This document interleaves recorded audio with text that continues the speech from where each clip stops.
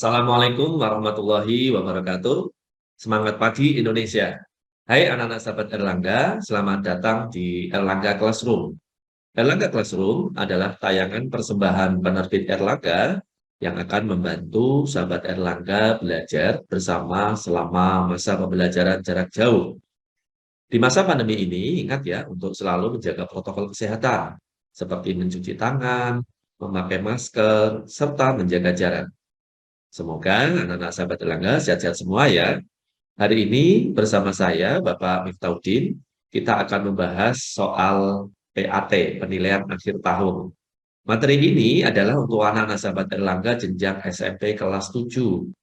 Selama acara berlangsung, anak-anak sahabat Erlangga bisa bertanya di kolom komentar ya. Sudah semangat belajar kan?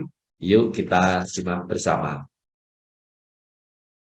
Anak-anak sahabat Erlangga, untuk soal PAT kelas 7 ini ya, mungkin anak-anak sahabat Erlangga sudah mengerjakan ya atau sudah menyelesaikan karena ini dilaksanakan di akhir tahun. Tapi untuk memantapkan ya soal PAT ini, mari kita simak bersama ya. Bagi kalian yang sudah paham, akan lebih paham lagi, dan yang belum, mudah-mudahan nanti dengan penjelasan Pak Miftah, kali ini kalian akan semakin memahami soal-soal PAT kelas 7 ya. Sebelum Pak Miftah melanjutkan, seperti biasa akan Pak Miftah sampaikan tips pencegahan COVID-19. Menggunakan masker bagi yang sakit atau tidak ya, inisiatif selalu jaga jarak, fokus selalu minta perlindungan kepada Tuhan Yang Maha Esa, tetap di rumah saja kecuali ada kepentingan yang mendesak. Ayo sering cuci tangan dengan sabun dan air mengalir, hindari kerumunan atau keramaian untuk meningkatkan imun agar istirahat cukup dan olahraga teratur. Dianjurkan untuk mengkonsumsi buah dan sayur, ikuti arahan dan himbauan pemerintah, dan ini yang paling penting, anak-anak sahabat Erlangga menikmati hidup dengan gembira ya, apalagi sebentar lagi anak-anak sahabat Erlangga akan memasuki libur sekolah ya. Mari kita tetap gembira dan bahagia. Mencegah COVID-19 dengan Miftahudin. Baik, anak sahabat Erlangga, langsung saja Pak Miftah akan membahas soal-soal PAT Matematika SMP kelas 7. Kalian perhatikan soal pertama ya. Seorang pedagang membeli 2 lusin ballpoint dengan harga Rp40.000. Kemudian ia menjual kembali ballpoint tersebut dengan harga 2.000 per buah. Pertanyaannya ini, berapakah persentase keuntungan yang diperoleh pedagang tersebut jika semua ballpointnya laku terjual? Ya, di sini ada pilihan ganda. Jawabannya adalah 10%, 12%, 15%, atau 20%. Baik, kita lihat pembahasannya. Dituliskan, diketahui ya, harga belinya 40.000. Banyak ballpoint, 2 lusin, ingat, 1 lusin itu adalah 12 ya, sehingga kalau 2 lusin, 2 dikalikan 12, ketemunya 24 buah. Ditanyakan berapa persentase keuntungan. Baik, kita tuliskan dulu harga jual itu, karena tadi dijual 2.000 per buah, ada 24 buah, sehingga 2.000 kali 24 ya. Sehingga pedagang itu memperoleh uang ya dari harga penjualan itu Rp48.000. Untuk mencari persentase keuntungan, kita tentukan dulu keuntungannya. Keuntungan adalah harga jual 48.000 dikurangi harga beli 40.000 ya. Sehingga Rp48.000 dikurangi Rp40.000. Ketemunya Rp8.000.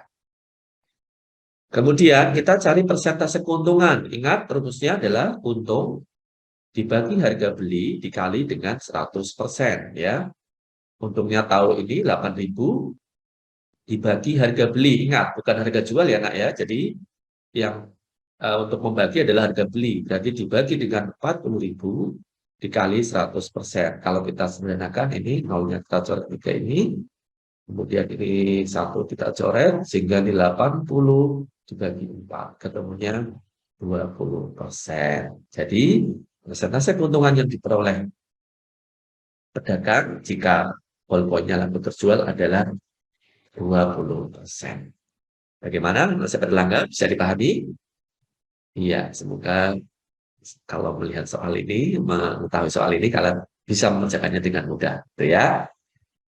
Kita lanjutkan ke soal yang kedua. Dengan menjual 1 kuintal beras seharga 855.000, seorang pedagang mengalami kerugian 10%. Berapakah harga pembelian tiap kilogram beras tersebut? Ya, kita lihat pembahasannya. Diketahui harga jual 855.000 ya. 1 kuintal ya. Kita tahu 1 kuintal adalah 100 kilogram ya. Persentase ruginya adalah 10%. Yang ditanyakan adalah harga beli tiap kilogram. Pak Minta akan mencari harga beli seluruhnya dulu ya. Sebelum mencari tiap kilo, Pak Minta mencari harga beli dari 1 kuintal beras. Kita ketahui ya kalau mencari harga beli diketahui harga jual dan persentase rugi bisa kita gunakan rumus seperti ini.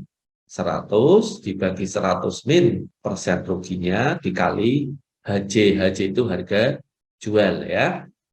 Kita gantikan, kita masukkan 100 per 100 min ya. Persen ruginya 10%, cukup ditulis 10 saja di sini. 10 dikali 855.000 ya. Berarti 100 per 90 kali 855.000 ya. Kalau kita sederhanakan menjadi 950.000 ya. Ini adalah harga beli 1 kuintal. Sehingga harga beli 1 kilogramnya tinggal dibagi dengan 100 ya. Ini kita coret ini. Berarti harga beli 1 kilogramnya adalah 9.500 rupiah. Dengan demikian, jawabannya adalah C. Oke, bagaimana soal yang kedua ini? Bisa dipahami ya? Oke, sekarang lanjutkan ke soal nomor 3. Agus menabung di bank sebesar Rp1.400.000. Bank memberi suku bunga tunggal sebesar 15% setahun. Saat diambil, tabungan Agus sebesar Rp1.522.500. Berapa lama Agus menabung? Kita lihat pembahasannya. Diketahui tabungan awal Rp1.400.000, suku bunganya 15%, dan tabungan akhir Rp1.522.500 ya. Ditanya berapa lama menabung. Kita tentukan dulu rumus bunga ya. Bunga bank rumusnya adalah N per 12 kali I kali MO. N ini adalah lama menabung ya. Jadi ini lama menabung, sedangkan MO ini maksudnya adalah tabungan awal ya, tabungan awal ya, tabungan awal. Jadi nanti MO-nya ini 1.400.000 ya. Bunga itu selisih antara tabungan akhir dengan tabungan awal. Sehingga bunga itu kita tuliskan di sini 1.522.500 dikurangi 1.400.000. Yang sebelah kanan tetap N per 12, kita akan cari N-nya ini, kali 15% kali 1.400.000. Ini kalau dikurangkan ketemunya ini 122.500 sama dengan ini kalau Pak Mirta sederhanakan ya. Jadi 17.500 N. Dengan demikian N adalah ini dibagi ini ya. 122.500 dibagi 17.500 ketemu 7. Jadi lama Agus menabung adalah 7 bulan. Jawabannya adalah B. Bagaimana? Nasib Erlangga bisa dipahami? Oke. Sekarang lanjutkan ke nomor 4. Niken membeli baju di toko Ramai. Harga yang tertera di label adalah Rp120.000. Toko memberi diskon 20%. Diskon itu potongan ya. Jika Niken membeli 2 baju yang sama dan ia membayar dengan 2 lembar uang pecahan Rp100.000, maka berapa rupiah uang pengembalian yang ia terima? Kita lihat pembahasannya. Kita tuliskan dulu, diketahui harga labelnya adalah 120.000 ya, untuk 1 baju ini kan. kemudian persentase diskonnya 20%, uang yang dibayarkan karena di sini ada 2 lembar uang pecahan Rp100.000, maka uang yang dibayarkan adalah Rp200.000 ya. Ditanyakan uang kembaliannya. Kita tentukan dulu potongannya. Berapa rupiah potongannya? 20% kali 120.000 ya. Ketemunya 24.000. Ini adalah potongan untuk satu baju ya. Berarti potongan untuk 2 baju tinggal dikalikan dua kan ya. Ini kali 2 aja, ini ke sini kan. Potongan bajunya untuk 2 baju berarti Rp48.000. Dengan demikian, harga yang dibayarkan ke kasir adalah harga label dikurangi diskon ya. Karena satu bajunya 120.000, maka 2 baju adalah 240.000 ya. Dikurangi diskon 2 baju 48.000. Sehingga ketemunya Rp192.000. Dengan demikian, uang kembaliannya adalah Rp200.000 dikurangi Rp192.000, ketemunya Rp8.000. Dengan demikian, uang kembalian yang diterima oleh Niken adalah Rp8.000 atau jawabannya B. Bagaimana? Untuk soal mat bisa dimengerti ya. Oke, sekarang kita lanjutkan ke soal nomor 5 ya. Perhatikan gambar berikut.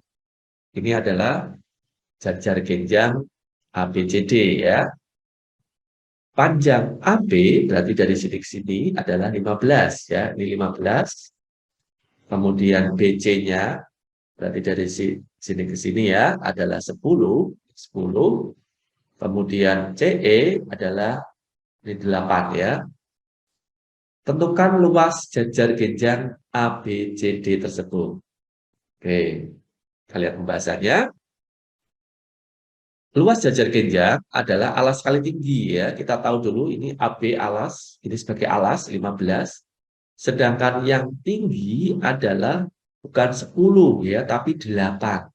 Karena syarat tinggi itu selalu tegak lurus dengan alas ya. Ini ada tanda siku-siku di sini. Maka tinggi dari jajar genjang adalah 8. Maka Pak Miftah tuliskan di sini tingginya 8 cm. Ditanya luas jajar genjang. Ingat, luas jajar genjang rumusnya adalah alas kali tinggi. Tinggal dikalikan 15 dikali 8. Ketemu 120 ini cm per segi. Sehingga jawabannya adalah A ya, 120 cm per segi. Baik, kita lanjutkan ke soal 6 ya. Ayam memiliki pekarangan berbentuk persegi panjang yang memiliki panjang 6 meter lebih dari lebarnya dan keliling dari kolam tersebut 64 meter. Berapa luas pekarangan tersebut? Kita lihat pembahasannya. Diketahui panjang adalah lebar ditambah 6 atau ini bisa dituliskan dengan L ya. Kalau lebarnya saya misalkan dengan L, maka ini bisa dituliskan panjang adalah L plus 6. Kemudian kelilingnya adalah 64 meter. Berapa luas pekarangannya? Untuk menentukan luas, kita harus mencari berapa panjang dan lebarnya dulu. Ya. Bagaimana cara mencari panjang dan lebar? Dengan menggunakan rumus keliling persegi panjang. Ya. Keliling 2 kali panjang ditambah lebar. Ya. Kelilingnya 64, kita masukkan di sini. 2 kali. Panjangnya kita gantikan dengan ini. Ya. L plus 6. L yang ini tetap anak-anak ya. L ini tetap. Sehingga ini sejenis L dengan L tambah L 2L ya, 2L plus 6. Kita kalikan, substitusikan seperti ini. 2 kali 2L, 2 kali 6 ya, 2 kali 2L 4L, 2 kali 6 12 ya, sehingga 4L sama dengan 64 kurangi 12. 4L sama dengan 52, L 52 dibagi 4 ketemunya 13. Kita tahu lebarnya 13. Bagaimana mencari panjang? Panjang adalah L ditambah 6. Berarti kita gantikan saja 13 tambah 6 ketemunya 19. L dan panjang dan lebar sudah tahu. Ganti luas pekarangan tinggal panjang dikali lebar. 19 kali 13. Ketemunya 247 meter persegi. Iya, maaf ya ini satuannya mestinya meter ya, meter persegi. Sehingga jawabannya adalah B, 247 meter persegi. Kita lanjutkan ke soal 7. Perhatikan gambar berikut ya. Gambar segitiga ABC ya. AC-nya 17. Ini 17. Karena BC sama dengan AC, ada tanda seperti ini berarti sama, ini juga 17 gitu ya. CD-nya 15, yang ini 15, 15, dan keliling ABC 50. Ya, jadi AB tambah BC tambah AC ini 50. Kita lihat pembahasannya. Diketahui keliling ABC 50, AC 17, CD 15. Luas segitiga ABC. Kita cari dulu panjang AB. Ya, dengan menentukan keliling segitiga ABC ya. Keliling segitiga ABC itu AB tambah BC tambah AC ya. Kita masukkan 50, karena diketahui kelilingnya 50.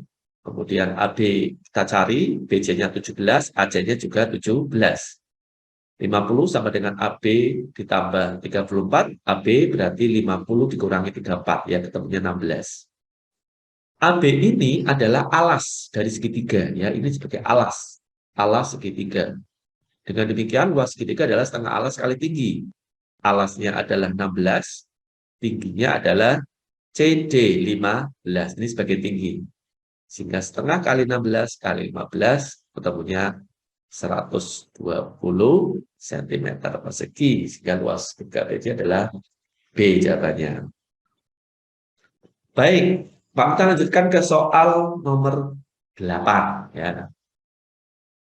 Bu Radi mendapatkan pesanan untuk membordir 12 buah kain untuk digunakan sebagai udeng.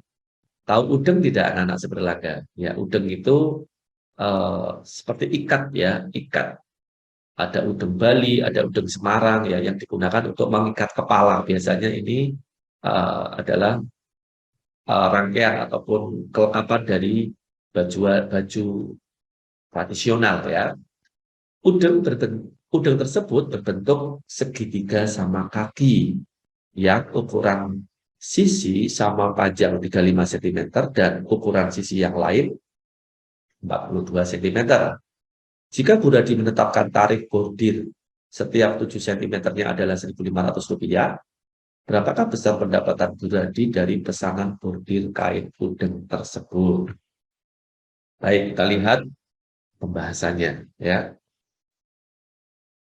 Diketahui segitiga sama kaki tadi kalau Pak Muftah gambarkan berarti begini ya.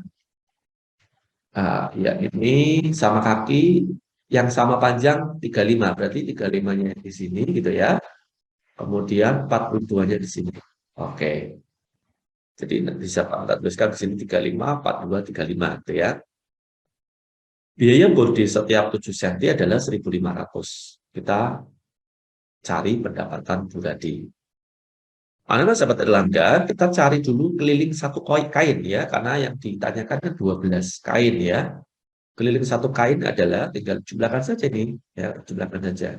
35 tambah 42 tambah 35. Temunya 112 cm. Dengan demikian, kalau di total karena yang dipesan adalah 12, keliling 12 kain, 12 dikali 112, 1.344 cm. Oke, karena biaya setiap 7 cm-nya adalah 1.500, maka dari total keliling ini kita bagi 7. Ya. 1.344 dibagi 7 dikalikan dengan 1.500. Kalau nggak sampai tenaga cari, maka ketemunya adalah Rp288.000. Oke, dengan demikian pendapatan Bu Radi dari pesanan bordir kain udeng itu adalah D ya, Rp288.000. Baik, Pak Muftah lanjutkan ke soal nomor 9 ya. Diketahui dua sudut saling berpenyiku. Jika besar sudut A sama dengan 1/12 sudut satu putaran penuh, maka berapa besar sudut penipu dari sudut A tersebut ya. Kita lihat pembahasannya. Diketahui sudut A adalah 1/12 sudut satu putaran penuh ya, tanya penipu dari sudut A. Karena sahabat lama harus tahu bahwa satu putaran penuh ini adalah sama dengan 360 derajat ya. Dengan demikian, sudut A adalah 1/12 kali 360 derajat. 1/12 kali 360 ketemunya 30 derajat. Dengan demikian, penyiku dari sudut A berarti tinggal 90 derajat, gitu ya, dikurangi 30 derajat. Ketemunya adalah 60 derajat. Ya. Dengan demikian, jawabannya adalah besar sudut penipu dari sudut A adalah 60 derajat. Bagaimana? Nggak saya bilang bisa dipahami? Oke. Baik, kita lanjut ya. Nomor 10 ya, soal yang 10. Diketahui bahwa sudut P dan sudut Q merupakan sudut luar sepihak dari dua garis sejajar yang ditarik sebuah garis transversal ya. Jika besar sudut P berbanding sudut Q adalah 2/3, maka berapakah besar sudut I? Oke, sahabat pelanggan, tahu kan apa maksud dari sudut luar sepihak ya? Jadi kalau ada dua buah garis sejajar gitu ya, ditarik garis lain ya, yang dimaksud luar sepihak, misalnya ini P, ini Q. Nah, jadi P dan Q ini namanya sudut luar sepihak. Atau mungkin kalau ada RS ya, ini juga namanya sudut luar sepihak ya. Ketentuan anak-anak sahabat langga, kalau ada sudut luar sepihak, maka jumlahnya adalah 180. Ya ini harus diketahui ini ya, nanti berarti sudut P ditambah sudut Q adalah 180. Baik, kita lihat pembahasannya saja. Sudut P berbanding sudut Q 2/3 ya, tentukan besar sudut Q. Karena sudut P dan sudut Q merupakan sudut luar sepihak, maka sudut P ditambah sudut Q adalah 180 ya. Karena jumlah dua sudut 180, di sini perbandingannya 2/3, yang ditanyakan adalah sudut Q, maka sudut Q itu tinggal 3/2 ditambah 3 dikali 180 derajat. Bisa tambah derajat di sini ya. Sehingga 3/5 ya, kali, ini kalau saya jabarkan ini 3/5 ya, dikali 180 derajat. Ini coret-coret, ini jadi 36 ya, 36 kali 3, 108 derajat. Dengan demikian, besar sudut Q adalah 108 derajat. Bagaimana? Rasa berlangganan bisa ditangkap ya? Oke. Pak, kita lanjutkan ke soal 11. Perhatikan gambar berikut. Ini masih dua garis sejajar ya, yang dipotong oleh garis lain ini. Berdasarkan gambar di atas, tentukan besar sudut CQL. Mana CQL? CQL. Berarti yang ditanyakan ini, kita sebut enggak ya? Ditanyakan ini. Kita lihat pembahasannya. Diketahui sudut BPQ berarti yang ini ya, 5x plus 10, PQD yang ini, 2x min 5, CQL yang ditanyakan. Kalau sahabat Erlangga perhatikan, ini dan ini namanya sudut dalam sepihak. Ya, kalau yang tadi luar, ini yang dalam. Karena di antara garis sejajar. Ketentuan sudut dalam sepihak sama dengan luar sepihak tadi, jumlahnya 180 derajat. Sehingga Pak Mifta bisa tuliskan bahwa sudut BPQ ditambah sudut PQD sama dengan 180 derajat ya. BPQ-nya ini 5x plus 10, 5x plus 10 ditambah 2x min 5 sama dengan 180. Sejenis 5x tambah 2x 7x, 10 dikurangi 5 ya sama dengan 180, 7x. Ini 180 kurangi 5, 175. X-nya 175 dibagi 7 ya, temunya 25. Yang ditanyakan adalah CQL. Anak sebenarnya perhatikan, sudut CQL dengan sudut ini apa? PQD ini ya, ini bertolak belakang ya. Jadi ini dan ini bertolak belakang. Kalau bertolak belakang besarnya sama ya. Ini diingat betul ini ya. Sehingga kalau kita disuruh mencari sudut CQL sama saja mencari sudut ini. Sehingga kita tuliskan sudut CQL adalah 2x min 5. X-nya kita gantikan dengan 25. 2 kali 25 dikurangi 5. Ini 50 kurangi 5. 45 derajat. Ya. Sehingga besar sudut CQL adalah 45 derajat. B jawabannya. Bagaimana ini, Saudara Langga? Bisa dipahami ya? Oke. Baik. Pak, kita lanjutkan ke soal berikutnya, soal 12. Ya, nah ini masih sama ya, garis jajar yang potong garis lain. Perhatikan gambar berikut. Berdasarkan gambar di atas, diketahui B, ini yang ini 76. Tentukan besar sudut BEC. B, E, maaf, EBC. Yang ini yang ditanyakan. Ya, maaf. Ini yang ditanyakan yang ini ya. Kita lihat pembahasannya.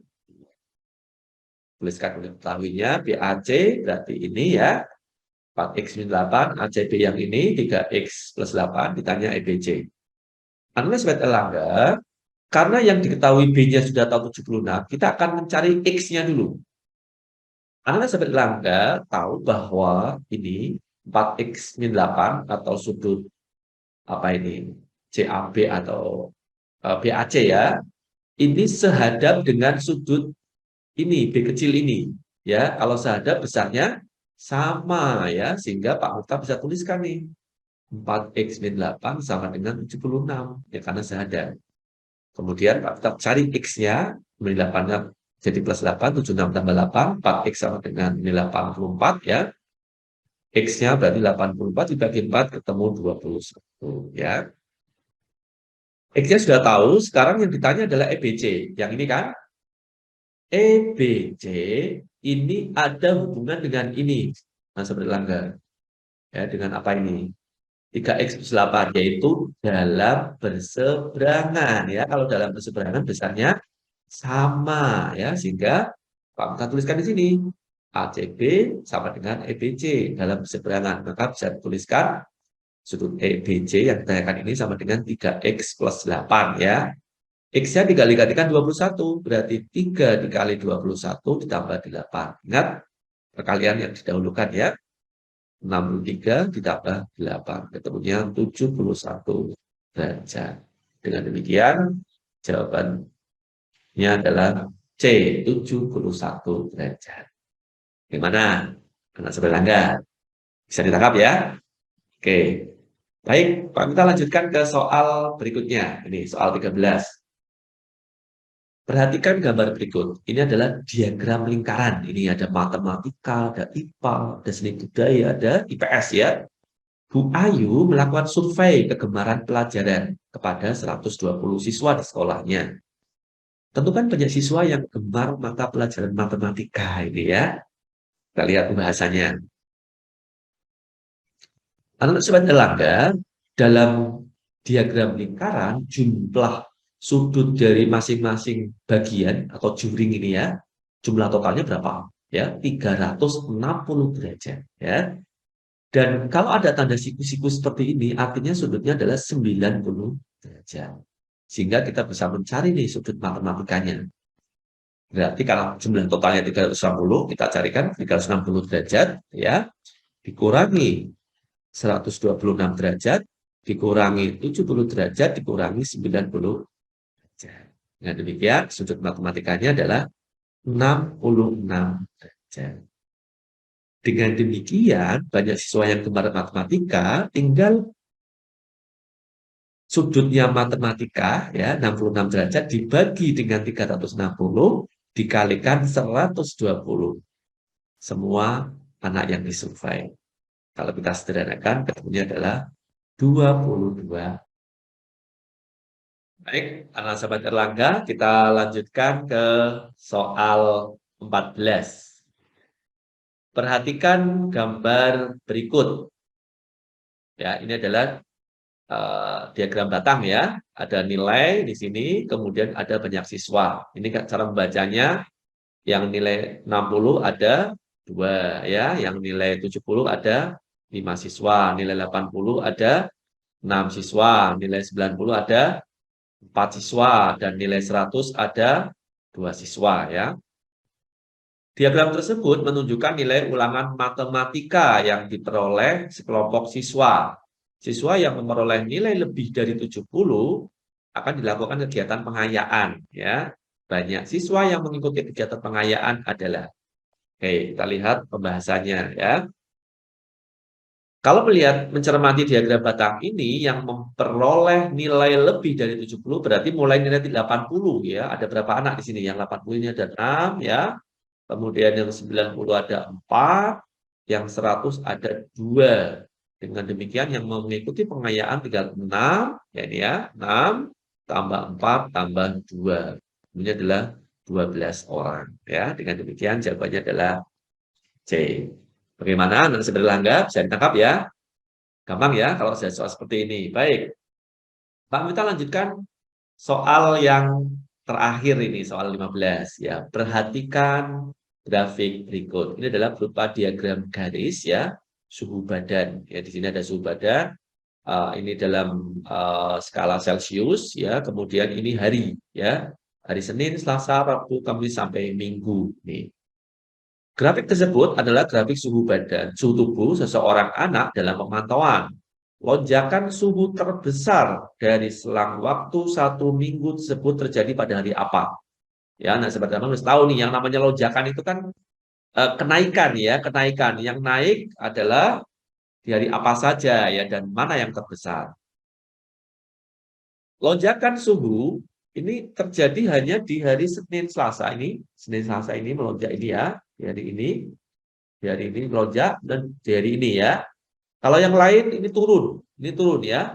Sehingga Pak kita bisa katakan bahwa lonjakan hanya terjadi di hari Senin Selasa dan Selasa Rabu ya. Ini Senin Selasa dan Selasa Rabu.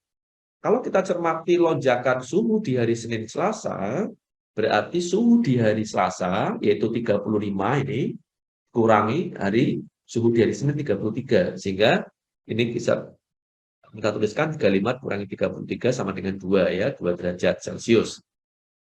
Kemudian lonjakan suhu di Selasa sampai Rabu berarti ini hari Rabunya adalah 39 derajat ini ya, dikurangi 35 derajat. Sehingga lonjakan suhu di hari Selasa Rabu adalah 4 derajat. Dengan demikian lonjakan suhu terbesar terjadi pada hari Selasa sampai Rabu. Oke, jawabannya adalah B. Oke, bagaimana saudara Anda bisa dipahami ya? Oke, baik. Kita selesai. Ini pembahasan soal PAT. Mudah-mudahan sahabat Erlangga bisa paham semua ya. Jangan lupa untuk like dan subscribe channel ini. Nantikan Erlangga Classroom selanjutnya. Acara ini akan hadir setiap hari Rabu di jam yang sama. Jangan lupa beritahukan teman-temanmu untuk ikut menyaksikan acara ini. Tetap jaga kesehatan ya, dan berlangga. Sampai jumpa. Assalamualaikum warahmatullahi wabarakatuh.